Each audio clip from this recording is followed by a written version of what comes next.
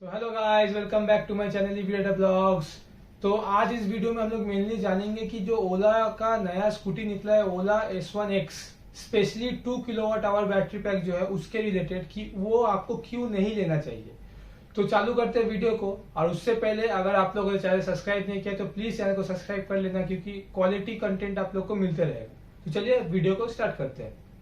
तो सबसे पहला पॉइंट हम लोग अगर देखें तो ओला का जो ये नया स्कूटी निकला है उसका प्राइस पॉइंट अभी फिलहाल 21 अगस्त तक है 79,999। तो उसको अगर आप परचेज करोगे तो ऑन रोड टैक्स, इंश्योरेंस सब वगैरह लेने के बाद आपका वो लगभग 90,000 पड़ेगा, उससे ज़्यादा ही पड़ेगा। और बाकी अगर आप ओला केयर प्लस प्लान या फिर एक्सटेंडेड वारंटी वगैरह ले रहे हो तो वो 95-96 पड़ ही जाएगा। और ऑन द अदर हैंड अगर आप 21 तारीख के बाद ले रहे हो तो प्राइस बढ़ने वाला है और 10,000, तो आप पकड़ लो लगभग 1 लाख तो पड़ने वाला है। तो इस सिनेरियो में जो रेंज है, ठीक है, आपको कंपनी क्लेम कर रही है जो सर्टिफाइड रेंज है वो 91 किलोमीटर्स, लेकिन उसके बाद कंपनी खुद बोल रही है कि जो ट्रू रेंज है वो है 85 किलोमीटर इको मोड में और 75 किलोमीटर नॉर्मल मोड में। तो इन जनरल इतना दिन से मैं चला रहा हूँ तो इतना मेरे को समझ में आ गया कि 5 से 10% बफर आप पकड़ लो कि वो कम मिलेगा ही आपको, क्योंकि मेरा एग्जैक्ट 70 किलो वेट है। अब मैं हाईवे में भी चला चुका हूँ, वहां पर भी ऐसे 5 से 10% कम ही मिलता है।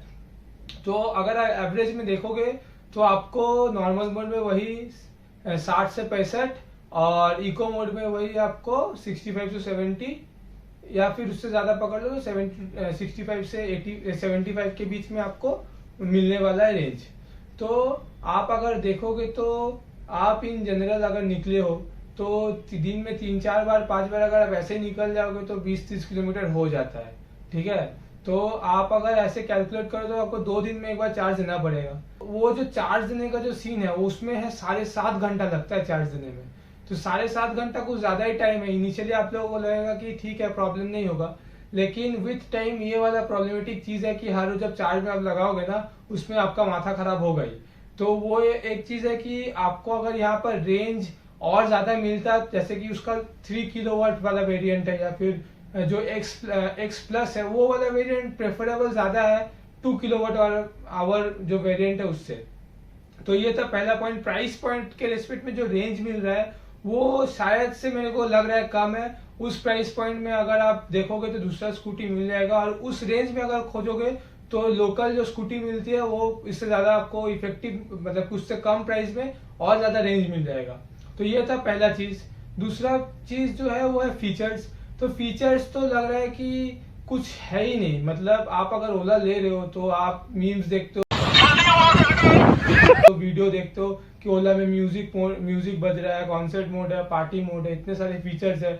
तो आप अगर ओला में जा रहे हो और वो सब फीचर्स आपको नहीं मिलेगा तो फिर आपको वो मजा नहीं आएगा। क्यों मैं बता रहा हूँ, क्योंकि इसमें पहली बात है जो स्क्रीन है वो 3.5 इंच का कर दिया गया है।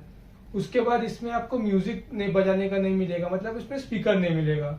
या तो दूसरा, आप इसमें नेविगेशन या फिर जीपीएस कंट्रोल नहीं है। तो जीपीएस और नेविगेशन नहीं है तो ऑटोमेटिक आप समझ लो कि आपका कुछ फीचर तो ऐसे ही बंद हो गया। जैसे नया मूवओएस 4 में जियो फेंसिंग, टाइम फेंसिंग, ये सब फीचर आया है, ये सब फिर तो आपको यूज नहीं कर पाओगे।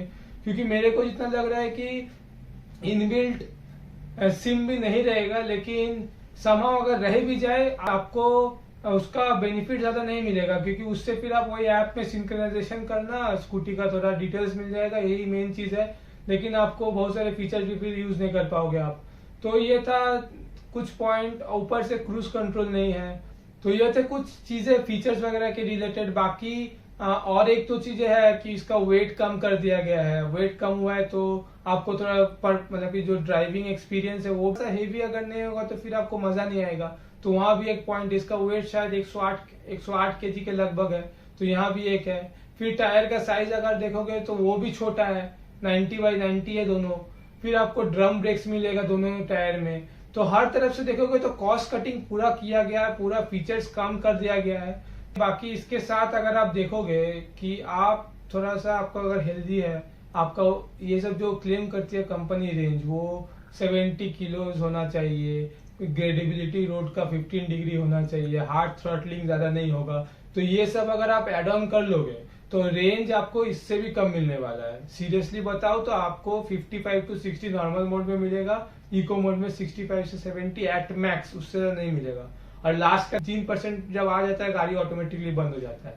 तो ये सब अगर आप ओवरऑल सोचोगे और अगर आप कंपेयर करोगे प्राइस पॉइंट के साथ, तो मेरे को लग रहा है कि इस प्राइस पॉइंट में आपको दूसरे कंपनी का स्कूटी, या फिर आपको अगर ऐसा रेंज चाहिए तो आप लोकल स्कूटी भी यूज कर सकते हो, इसका हाफ प्राइस में आपको मिल जाएगा, जो कि ज्यादा इफेक्टिव होगा। तो ये सब कुछ चीजें थे मैंने जितना स्टडी किया अभी तक ओला S1X जो 2 किलोवाट आवर का है। तो मैं चाह रहा था कि आप लोग से शेयर कर दूं, ताकि आप लोग अगर सोच रहे हो डिसीजन लेने का, तो आप एक बार रिविजिट कर लो अपना थॉट्स को, क्योंकि ये शायद वर्थ द मनी नहीं होगा इस प्राइस पॉइंट के रेंज में। तो अगर आपको लेना ही है तो मैं आपको रिकमेंड करूंगा कि आप एटलीस्ट 3 किलोवाट आवर से सोचना चालू करो। 2 किलोवाट आवर को आप थोड़ा सा साइड में रख सकते हो। तो ये था कुछ चीजें, हम आशा करता हूँ कि आप लोगों को ये इन्फॉर्मेटिव लगेगा। और कुछ भी आपको अगर जानना है तो प्लीज कमेंट सेक्शन में कमेंट कर दीजिए, मैं कोशिश करूंगा उसका रिप्लाई देने का। बाकी फ्यूचर वीडियोस में आपको जो नया 3 किलोवाट आवर और एक्स है, बाकी S1 एयर है, और Gen 2 बेस्ड जो पूरा टेक्नोलॉजी यूज कर रहे हैं, मतलब जो अपग्रेड हुआ है ओला का, इसके रिलेटेड भी मैं वीडियो जरूर लाऊंगा। तो तब तक के लिए बने रहेगा चैनल में। तो अगर आपको ये वीडियो अच्छा लगा तो प्लीज चैनल को सब्सक्राइब कर देना और वीडियो को लाइक जरूर कर देना। Till then bye.